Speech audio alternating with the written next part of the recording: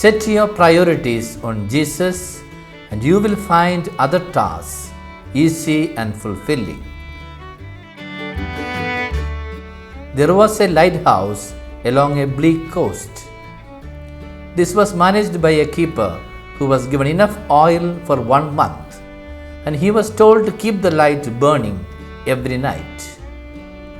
One day, a woman asked for some oil so that her children could stay warm. After some time, a farmer came. His son needed oil for a lamp so he could read.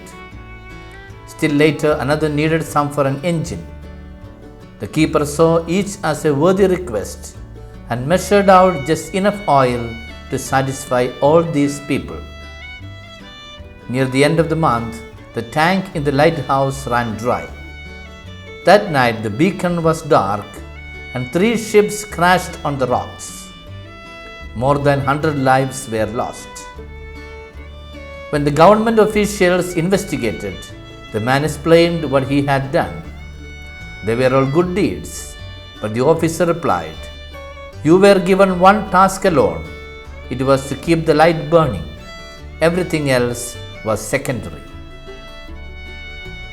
What a beautiful lesson for life. What you really should be spending most of your energy is accomplishing important things, not completing urgent tasks. Important things are tasks that contribute to long-term missions and goals, while urgent tasks are that which we feel like dealing with immediately.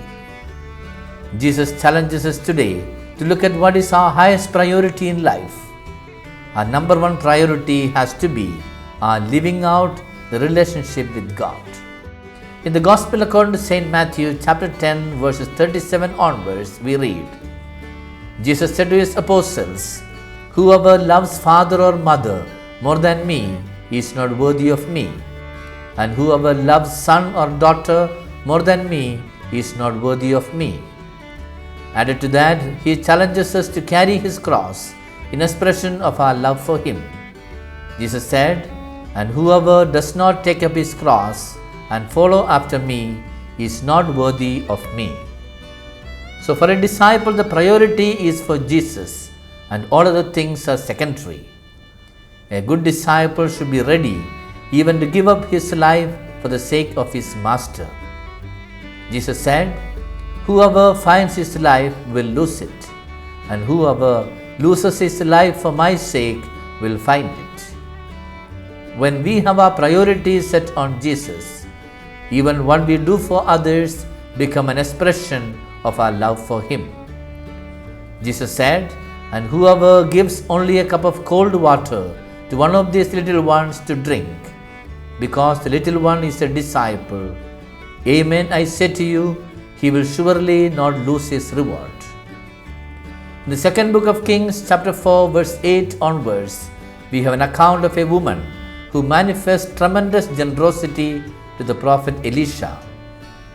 This was surpassed by the benevolence of God. God rewards a person who has priority for him. St. Paul therefore exhorts us to die to sin so that we can live with Christ because he is our priority.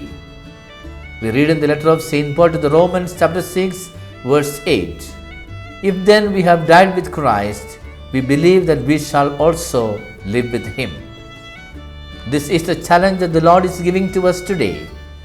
It is not always easy to set our priority for Jesus because there are other things that may seem attractive and more meaningful in this world. Recently, I read the story of a coach who divorced his wife who was just 26 years old. He did this to become a head coach in a national football league. He did not want his wife to be a hindrance to his success. Contrary to that, the Brazilian footballer Kaká, in his announcement of his retirement, posted a photo of himself in Twitter. He was on his knees, lifting his hands, wearing a t-shirt which read, "I belong to Jesus." He believed he was always a Christian. Christ is first, family second, and football third. Let us also examine and see if our priorities are right. What matters most are the things that are eternal. The important things are those which lead us to our goal. And our goal is undoubtedly Jesus. Over the triple doorways of the Cathedral of Milan, there are 3 inscriptions. The first is, "All that pleases is but for a moment." The second one is, "All that troubles is but for a moment." And finally, under the great central entrance is the inscription, "That only is important which is eternal." If we always realize these 3 truths, we will not let trifles trouble us. We will not be interested so much in passing pleasures of the hour. We should live for the permanent and eternal. Together with the psalmist, let us proclaim, "Forever I will sing the goodness of the Lord."